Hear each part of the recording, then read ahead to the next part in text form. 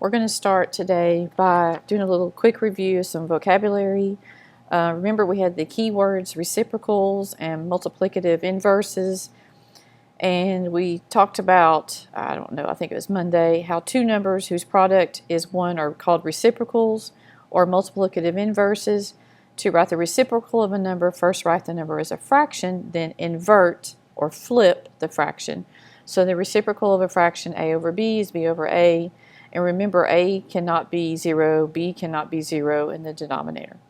So here's a visual of that. When you invert a glass or anything, you turn it over. So when we write the reciprocals of numbers, of fractions, we're just writing the flip of it, the inversion of it. So let's do the click-through example just real quickly so you can see what I'm talking about. So for instance, if we have 3/5, we want to find the reciprocal of that. We just invert those two numbers and we have 5/3. Same with 9/5. Oh, sorry. You can check that by multiplying. 15/15 would be 1 whole. If we have the fraction 9/5, even though it's improper, we can still do the reciprocal, which would be 5/9. 9/5 times 5/9 would also be 1. This one confuses a lot of people, but remember, any whole number can be written over 1, and that is a fraction. And so the reciprocal of 2 over 1 is 1 over 2, or 1/2. If you multiply those together, you get 2 over 2, or 1 whole. All right, moving on to, we're not going to do the try it. We're just going to look at the next key idea. I know you don't have a book, but I'm just trying to show you what would be in the book if you were able to see your book. When we divide fractions, to divide a number by a fraction, we multiply the number by the reciprocal of the fraction. And I told you all this when I went over your work with you Friday. We don't really divide fractions. What we do is we're not able to do it that way, so we have to manipulate it and change it to a multiplication problem. I think Rush said in one of our classes that it was keep it, change it, flip it, which is true. We called it KCF.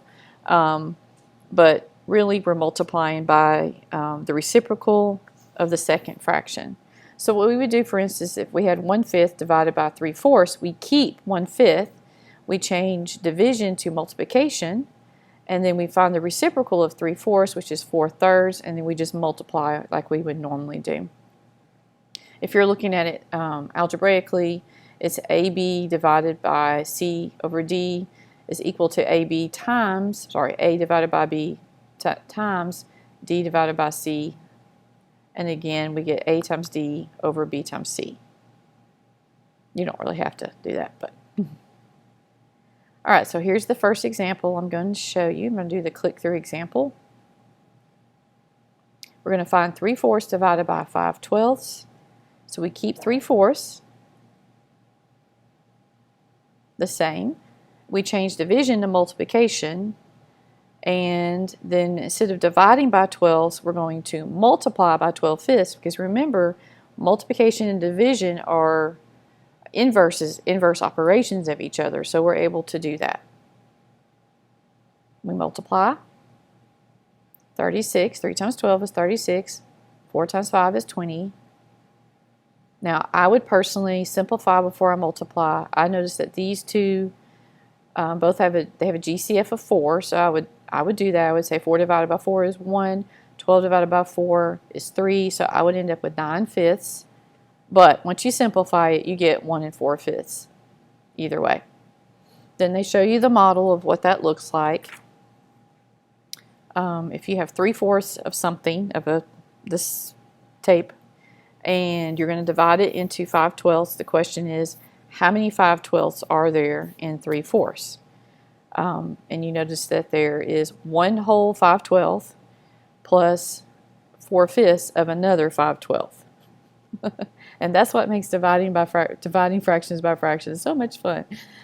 It's actually not that difficult to do the math, but when you try to visualize it, sometimes it can be a little bit more confusing. Notice this is broken into fourths, and inside the fourths they broke it again into twelfths. That's why it works. You can stop the video at any time to look at the models. All right, the next example is 1/6 divided by 2/3.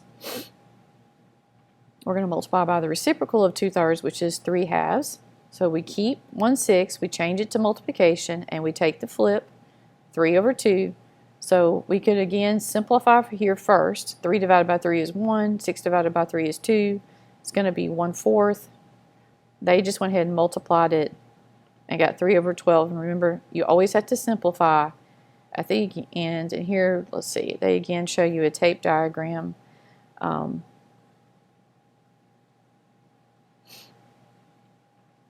Of the problem.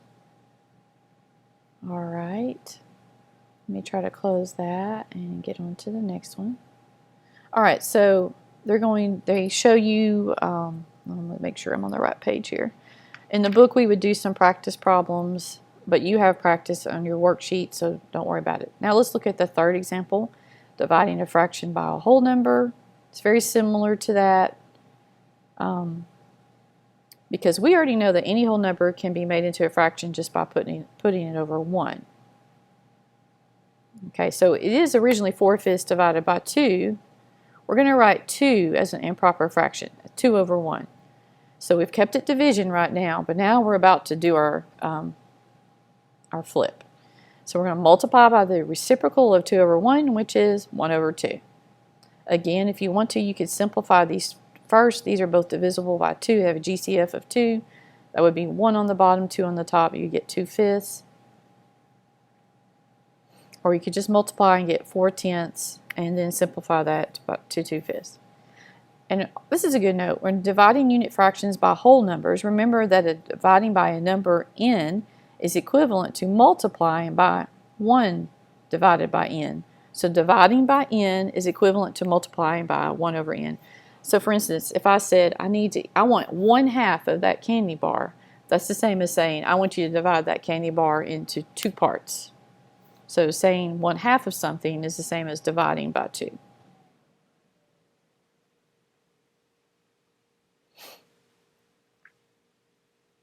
They have some examples to try in the self-assessment. What I would want you to do is do the problem in your book. All right, let's look quickly at the modeling, real-life modeling that I would do with you. Again, it says a piece of wood is 4 feet long. How many 3/4 foot pieces can you cut from that piece of wood that's 4 feet long? How much wood is left over? So you can't assume that it's going to evenly divide into 3/4 foot pieces. So it's the division problem is going to be 4 divided by 3/4. So it's going to be 4 times 4 over 3. You know, the first fraction stays the same. Don't try to make it an improper fraction or try to flip it. Going to multiply. 4 times 4 divided by 3. 16/3 is the same as 5 1/3. So you can cut 5 whole pieces from the wood. You're going to have 1/3 of a 3/4 foot section left over. So 1/4 of a foot of wood is left over. Not usable. So you'll get 5 3/4 foot pieces that you can use, and then you're going to have some left over.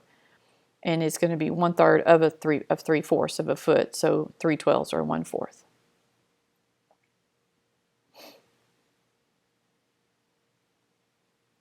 They said you can also use a diagram. Here you see your 4 feet, and you break it into fourths. How many 3/4 foot pieces are there? Let's see if they'll show you. There's 1 3/4, there's another, there's another, there's another, there's another, there's 5.